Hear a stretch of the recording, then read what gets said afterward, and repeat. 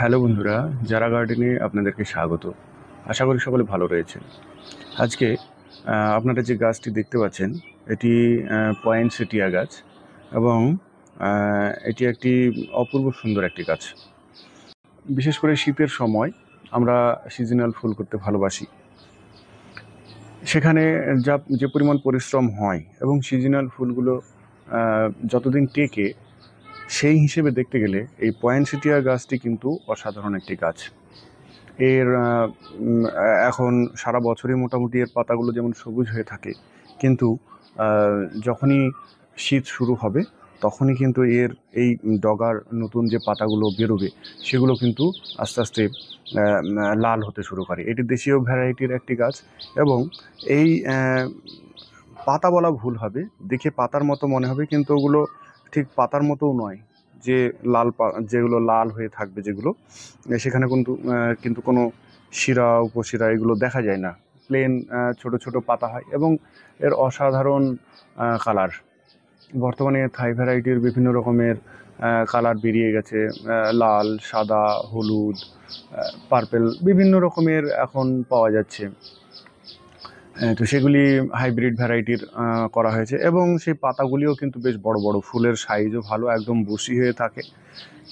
তা সত্ত্বেও আমি বলবো আমাদের যেটা দেশীয় ভ্যারাইটি সেটিও কিন্তু অসাধারণ, কিন্তু এর কালার কম্বিনেশন। তাই আপনারা এই গাছটি আগামী শীতের জন্য অবশ্যই রাখবেন। যাদের আছে খুব ভালো কথা, দেখবেন খুবই কম পরিচর্যার একটি গাছ, রোগ ব্যাধি খুব একটা হয় না। ফাঙ্গাস লেগে খুব বর্ষাকালে বা গরমের সময় ফাঙ্গাস লেগে একটু ডাল পচে যাওয়ার ভয় থাকে, তাই আমরা যদি ফাঙ্গিসাইড স্প্রে করি তাহলেই ওটা মিটে যায়। এবং খাবারও লিমিটেড খাবার, খুব বেশি প্রয়োজন হয় না। এবং আপনার পুরো শীত, একদম আর্লি উইন্টার থেকে শুরু করে একদম স্প্রিং পর্যন্ত, অর্থাৎ একদম মোটামুটি ফেব্রুয়ারি মার্চ পর্যন্ত আপনার ওই গাছটি একইভাবে কিন্তু সুন্দর থাকবে, লাল হয়ে থাকবে এবং আমার মনে হয় যে অন্যান্য যে কোনো সিজনাল ফুলকেই কিন্তু হার মানিয়ে দেয়। সেই পয়েনসেটিয়া গাছের ডাল থেকে আমরা কিভাবে কাটিং লাগিয়ে আমরা নতুন চারা তৈরি করব সেই নিয়ে আজকে আমরা আলোচনা করব। আপনারা শেষ পর্যন্ত ধৈর্য ধরে দেখবেন এবং চ্যানেলে যদি নতুন হয়ে থাকেন অবশ্যই চ্যানেলটিকে সাবস্ক্রাইব করবেন। তাই আসুন আমরা এবার দেখে নিই কীভাবে কাটিং বসাবো।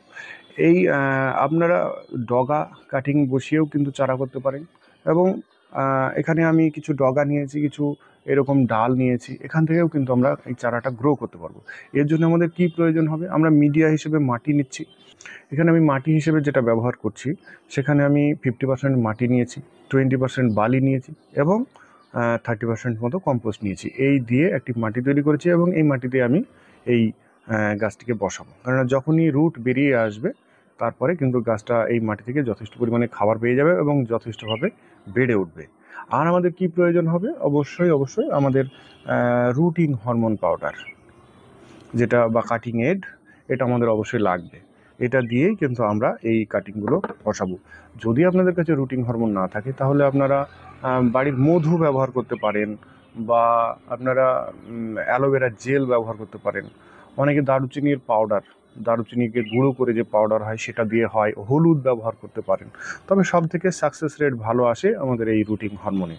আমরা কাটার হিসেবে যেটা ব্যবহার করি, এটা গাছ থেকে কাটাই হোক এবং লাগানোর সময় আমরা যেটা দিয়ে কাটবো সেটা অবশ্যই আমরা, যদি একটু পুরনো হয়, নতুন ব্লেড হলে স্যানিটাইজ করার দরকার নেই, কিন্তু এটা আমার একবার ইউজ করা, তাই এটাকে স্যানিটাইজার দিয়ে অবশ্যই একটু স্যানিটাইজ করে নেবেন।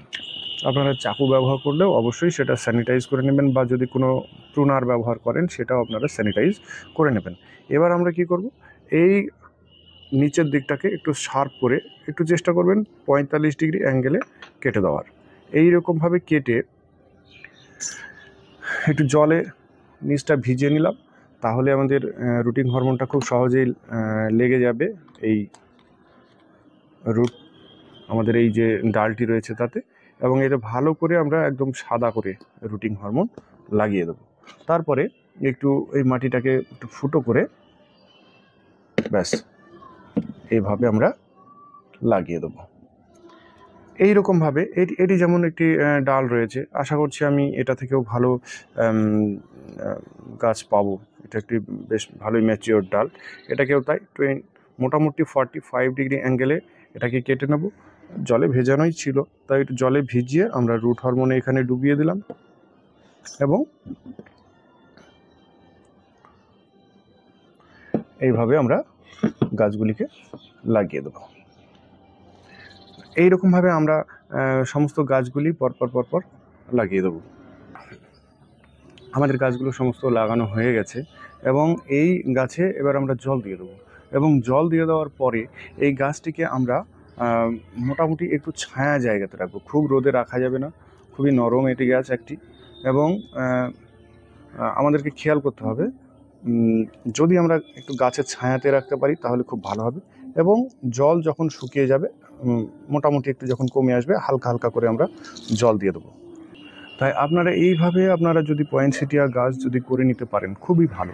কেননা দেশীয় ভ্যারাইটির গাছগুলি মোটামুটি 50 থেকে 70 টাকার মধ্যে দামে পেয়ে যাবেন। আর যদি আপনি হাইব্রিড ভ্যারাইটির যে পয়েনসেটিয়া গাছগুলো রয়েছে সেগুলোর অনেকটাই দাম, প্রায় 200 থেকে 250 টাকা পর্যন্ত এর দাম হয়। যদিও ওর অবশ্যই ভালো, ওর যে কালার কম্বিনেশন রয়েছে এবং ওর পাতাগুলো বেশ বড় বড় হয়, এতে দেখতে বেশ খুব সুন্দর লাগে।